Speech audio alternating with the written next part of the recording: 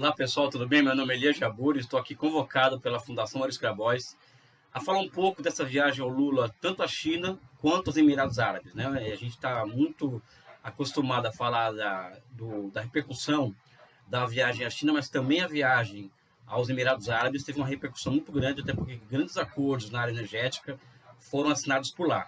Portanto, vamos fazer um balanço um pouco mais geral de início, ou seja, primeiro que do campo de vista comercial e de investimentos, foram mais de 62 bilhões de dólares que o Brasil fechou em negócio e investimento nesses dois países. 50 bilhões na China e 12 bilhões nos Emirados Árabes. Né? Grande parte desses acordos tem relação direta com, por exemplo, a renovação do acordo entre a Agência Espacial Brasileira e a chinesa até 2032, ou seja, vai ser lançada uma nova versão do CIBERS, que é um satélite que vai ser utilizado agora para monitorar a Amazônia, desmatamento, essa coisa toda, né? E uma série de memorandos entre os ministérios no sentido de buscar uma maior aproximação e uma maior cooperação e uma maior coordenação intraministerial entre os dois países, entre Brasil e China. Né? Eu acho que esse é um marco que tem que ser levado em consideração, ou seja, o Banco Popular da China emprestou 6 bilhões de dólares para o BNDES, ou seja, isso também é um marco financeiro interessante, que eu acho que nesse caso é um marco muito mais simbólico do que pela quantia em si. Marca o início, a meu ver, de uma maior integração, algo que eu tenho dito muito, onde eu tenho sido chamado a falar, uma maior integração financeira entre os dois países, né, no sentido, inclusive, de uma busca de uma maior integração, ou seja, de ser um espelho de uma maior integração do sul global para com a própria China. Né? Então, acho que fica esse grande recado. Os acordos na área de ciência e tecnologia, sob o meu ponto de vista, são os mais interessantes. Existem os acordos que são mais os memorandos, mas também as cartas de intenções, que envolvem as intenções dos chineses de investir no setor de infraestruturas no Brasil, que talvez seja esse o grande problema, e aí que envolve uma questão de conceito, que eu vou falar mais adiante, não é?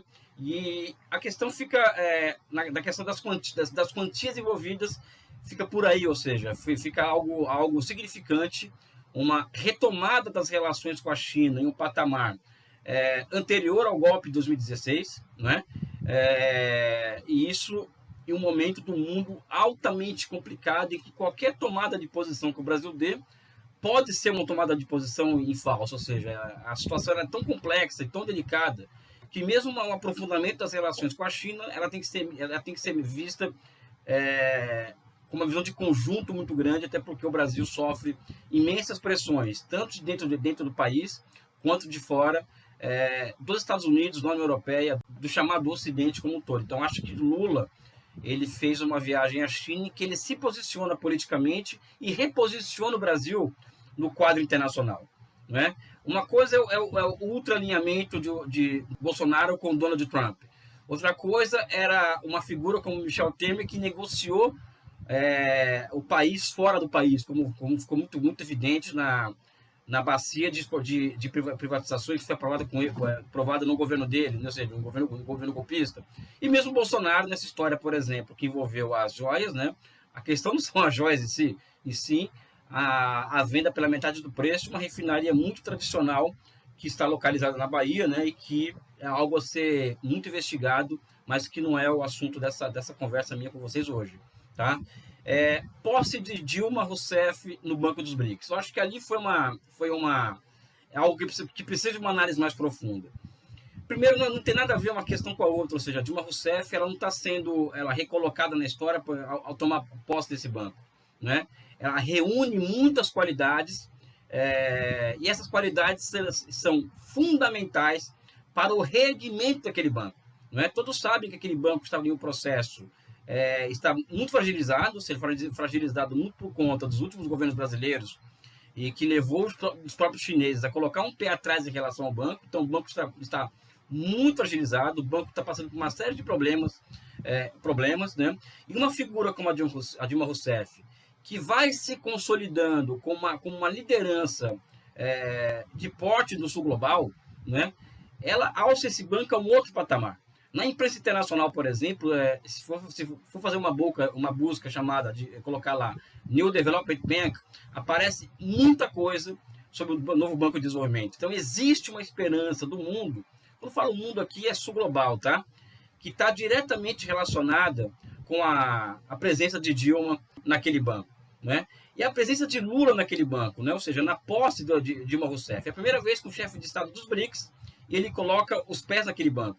Isso é uma força tremenda para o banco. Isso coloca os chineses em uma boa prontidão, ou seja, agora é a hora de utilizar o novo Banco de Desenvolvimento também para alavancar não somente os interesses da China, mas os interesses dos BRICS como um todo e também dos outros países membros. O banco agora tem Emirados Árabes e Bangladesh como membros, e o Egito em processo de entrada no banco, né?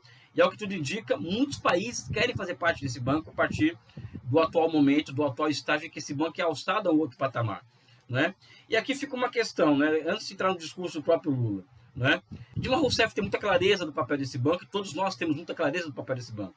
Mas acho que esse banco deve ser observado, analisado, como parte de um todo que envolve uma necessidade cada vez maior e mais intensa de aprofundar os laços do sul global como um todo, com a China em particular. Isso significa elevar à 10ª potência a integração comercial do sul global, né? A integração produtiva do sul global, ou seja, nós temos uma série de cadeias produtivas do sul global que, ao se integrarem, elas podem atender à emergência do sul global. Um exemplo disso é a própria África do Sul, que está passando por um problema grave de geração de energia, né? Ou seja, não existe uma integração das cadeias produtivas do sul global que possa enfrentar esse tipo de emergência rapidamente, né? E também uma integração de investimentos global, isso é uma outra questão que deve ser levada à 10ª potência, que isso não envolve diretamente a entrada de países como o Brasil no Citroën Uma Rota. Acho que o Brasil deve entrar nessa iniciativa de forma negociada, de uma forma em que nossos interesses sejam levados em consideração, principalmente os interesses que envolvem transferência de tecnologia. Então, não é somente entrar na iniciativa do Citroën Rota, tem que ser negociada essa entrada, né? Para muitos é uma derrota da diplomacia chinesa a não conseguir a adesão do Brasil na nova Rota da Seda. Eu acho que o Brasil ganhou um bom tempo para pensar nos temas da nossa entrada na nova Rota da Seda. Mas estou falando de uma integração de investimentos imensa entre a China e o sul global, né? E a integração financeira, que envolve, por exemplo, ter o NDB, o New Development Bank, como o seu centro de gravidade, né? Em torno dele girar os bancos de desenvolvimento chineses, os BNDES no Brasil, né? Os bancos indianos e outros bancos de desenvolvimento do sul global.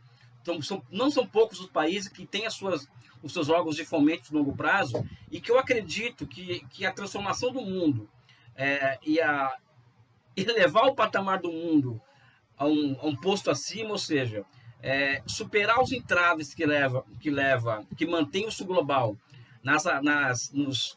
nos umbrais do subdesenvolvimento, nos umbrais da pobreza, demanda uma integração em vários níveis, como eu coloco aqui, né? E acho que tendo a China como centro disso daí, né? Não se trata de uma adesão à China acrítica, não. Eu acho que é muito evidente que o futuro do Brasil e do sul global está diretamente relacionado com o futuro da China, né? Então, é o caso de nós temos uma grande liderança regional com outros países como a Argentina ao lado da China, né? Eu acredito particularmente que tudo isso deve envolver mais estudos diante de nós comunistas, no caso, que as possibilidades que se abrem para a transição ao socialismo, ou seja, já pensando em questões mais estratégicas, elaborando em outro nível essa questão que é muito cara a nós, ou seja, como que o mundo deverá transitar ao socialismo, como o Brasil e o sul global deverá transitar ao socialismo. E eu tenho muito claro para mim que isso passa pela transformação da China em um centro de gravidade internacional, assim como Marx acreditava que Inglaterra, França e Alemanha seriam um centro de gravidade, entre aspas, natural, e pelo qual todo mundo giraria em torno daquilo, o mundo transitaria ao socialismo a partir desse centro de gravidade. Eu acho que hoje o centro de gravidade é a China, né?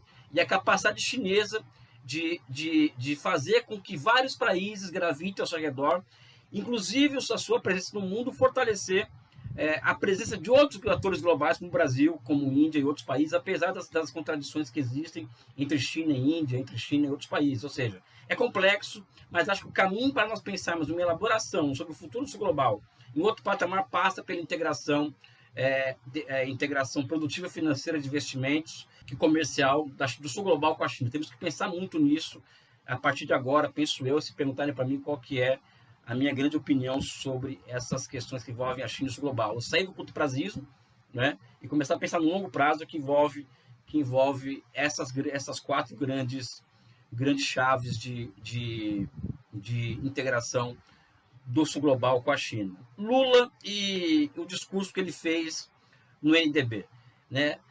Pessoal, é muito impressionante aquilo, por quê? Porque eu tenho defendido a tese de que o Lula sai daquela cadeia injusta que ele passou com uma visão muito mais nacionalista, muito mais nacional. O horizonte do presidente Lula é um horizonte muito mais nacionalista do que era anterior, né? Ganha uma consciência nacional muito maior. E toda pessoa na periferia que ganha uma consciência nacional maior, ela acaba se transformando em uma figura com claramente anti-imperialista, né? Então, muita gente se surpreendeu com o conteúdo do que o Lula colocou ali, né? Ou seja, essa questão de acordar e dormir pensando por que nós somos obrigados a fazer comércio em dólar, isso não é brincadeira, né? A China é nosso parceiro preferencial, a China é nosso parceiro político, e nós vamos mudar a geopolítica do mundo, né? Isso não é qualquer coisa. O alcance disso, até que o mundo inteiro comentou isso daí. Foi trend topics nas grandes agências de notícias do mundo inteiro, esse discurso do Lula no NDB. O que também coloca o NDB em outro patamar também, ou seja, talvez seja um discurso que marque o lançamento, a entrada do Brasil definitivamente no século XXI. Tá? E eu digo isso pelo seguinte: o Brasil no século XX ele passou por um processo de transformação muito grande. Nós deixamos de ser um país agrário exportador para nos transformarmos na 7ª economia do mundo.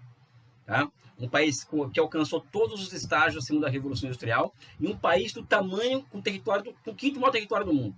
Não estou aqui abrindo mão de colocar em questão as imensas contradições que produziram e foram produto desse processo, que ninguém está deixando isso de lado. Mas o fato é que o Brasil ele alcançou esse patamar, seja pelo tamanho territorial e seja pelo tamanho da transformação estrutural pela qual nós passamos.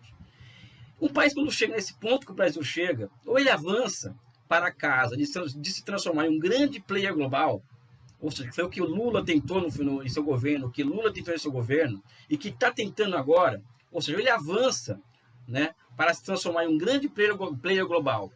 Um país que trabalha o tempo inteiro com conceitos de totalidade. O que é um conceito de totalidade? Por exemplo, um conceito de transição monetária, por exemplo, é um conceito de totalidade que o Lula está trabalhando em nível internacional, né? Um país faz isso, que esse movimento de avançar nessa direção, ele cai, né? E sucumbe à própria tragédia que foi o que nós assistimos nos últimos anos.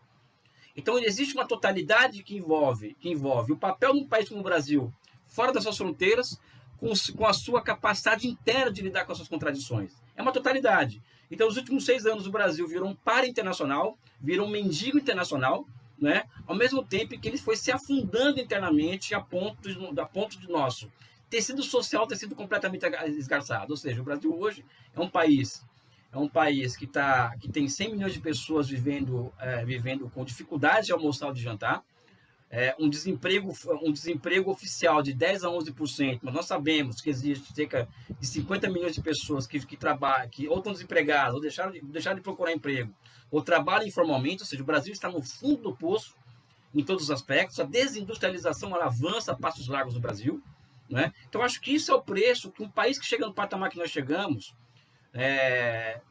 paga por não tomar o seu lugar no mundo, né? Então, aqui eu elaboro algo com vocês, que é o seguinte: existe uma relação direta entre o interno e o externo aí nesse processo, né?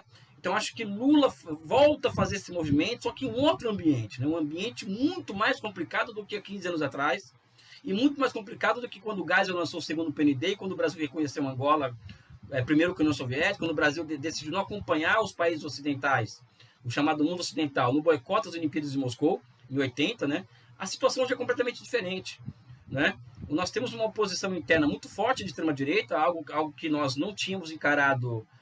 É novo isso para nós, né? Nós temos uma imprensa hoje muito hostil a qualquer movimento que o governo Lula faça, no sentido de reduzir ao máximo o poder que o neoliberalismo tem no aparelho de Estado, quanto no nível de políticas públicas. Nós estamos vendo essa discussão em torno do arcabouço fiscal, em torno do Banco Central comandado por Campos Neto, e a imprensa jogando pesado ao lado das pautas neoliberais, e agora a imprensa em surto literal por conta do Lula falar algumas verdades em relação ao dólar, ou seja, não é uma situação qualquer. E ao lado disso, o Brasil não é o mesmo país que era há 15 anos atrás, ou há 12, 13 anos atrás. Né? Ou seja, nós chegamos a ser a sexta economia do mundo, né? O Brasil virou uma sensação internacional. E hoje o Brasil está numa posição muito mais frágil do que estava naquela época. E é aqui que entra, acho eu, algo que nós temos que levar em conta quando analisamos essa viagem e outras viagens do Lula. O Lula ele fez um discurso muito interessante quando ele ganha as eleições, em que ele fala o seguinte: o Brasil voltou ao mundo. Né? E eu sou uma pessoa que sou obrigada a buscar conceitos para sustentar, ou categorias para sustentar certos discursos. E nesse discurso de Lula, que nós voltamos ao mundo, falta um conceito. Né? E para mim o conceito é o quê? Ou seja, qual que é o preço que o Brasil vai cobrar do mundo para a nossa volta? Porque nós não estamos fazendo um favor para nós mesmos voltando ao mundo. O mundo precisa muito do Brasil. E o Brasil tem que cobrar o teu preço nessa contenda. Como a China cobrou em 78, quando fez a sua reforma e abertura. E a China cobrou um preço alto, que é a sua modernização, a sua industrialização, não é? O apoio ocidental ao seu projeto de modernização dos seus próprios termos. Né? Então a China aproveita uma oportunidade aberta no final da década de 70 com a financiarização para consolidar o seu projeto nacional e chegar ao ponto que ela chegou hoje. O Brasil precisa encontrar um conceito para poder enfrentar o mundo de hoje. Né? Então eu coloco aqui, por exemplo, essa questão da nova rota da seda e o Brasil ter ganho tempo para fazer uma entrada negociada na nova rota da seda. Isso é fundamental. Né? Hoje nós falamos muito na questão ambiental, na questão da transição energética, mas muito pouco falamos do fato do Brasil ter um problema grave de soberania nacional. Que é o quê? Que é o fato de nós temos as nossas conexões físicas que conectam o norte ao sul, o leste ao oeste, estarem destruídas no Brasil. Isso é um problema de soberania nacional muito grave. E que teria que estar na ponta da agenda do Brasil, encontrar uma solução para suas infraestruturas estranguladas, e aí que entraria a China como exportadora de bens públicos, e nós buscarmos plasticidades institucionais que possibilitassem o casamento entre as possibilidades que o Brasil pode abrir para a China, tanto quanto essa possibilidade que a China abre o Brasil. Né? Então nós acabamos muito que acertando por equívoco quando acertamos, e muito mais do que por uma questão de estratégia. É evidente que Lula fala em reindustrialização, outros membros do governo falam em reindustrialização. Né? Mas ainda é uma agenda muito espontânea, ainda pelo que eu percebo. Não existe um projeto claro ainda do que nós queremos com o mundo. Né? E eu acredito que todo passo que nós temos, que nós darmos no âmbito internacional, deve ser levado em consideração o preço da nossa reindustrialização, porque senão não faz sentido essa volta ao mundo ao Brasil. Né? Até para que nós tenhamos força material para exigirmos que o mundo, exigimos paz no mundo hoje. O Brasil pode ser um afiançador da paz mundial, mas parece que ele precisa de uma paz material. Né? Ou seja, isso daria uma discussão muito longa sobre os rumos do Brasil, sobre quais são as nossas escolhas estratégicas, né? E acho que ainda o Brasil carece de uma agenda internacional mais proativa em matéria de eixo, de estratégia, do que nós queremos. Né? E também que envolve essa questão de conceito, ou seja, existe um problema conceitual a ser enfrentado quando nós falamos de volta ao mundo. Né? E também essa pressão que nós temos dentro do próprio governo Lula, ou seja, existe maioria formada, é o que dizem, né, amigos próximos, dentro do governo para a entrada do Brasil na OCDE. Então o Lula faz um movimento falando contra o dólar, fortalecendo o novo Banco de Desenvolvimento e falando que o futuro do Brasil é com a China, enquanto existe uma maioria, segundo algumas pessoas, que eu confio muito nelas, formada para que o Brasil entre na OCDE. Ou seja, isso é um desafio que não é qualquer um. Se o Brasil entrar na OCDE, é o fim do projeto nacional brasileiro. Né? Então chegou a hora de nós darmos, assim como o governo Lula colocou para fora 6 ou 7 privatizações, entre elas do Correio, nós temos que jogar fora qualquer possibilidade de entrada no Brasil na OCDE. Então acho que em 20 minutos aqui, o que deu para fazer isso aqui para vocês, né, falar um pouco dessa visita do Lula, o que significa, né, principalmente os interesses do Sul Global, e a China e o Brasil como parte disso daí. Eu vou ficar por aqui, né? Sempre à disposição da Fundação, sempre à disposição do PCdoB. Um forte abraço, um beijo no coração de vocês.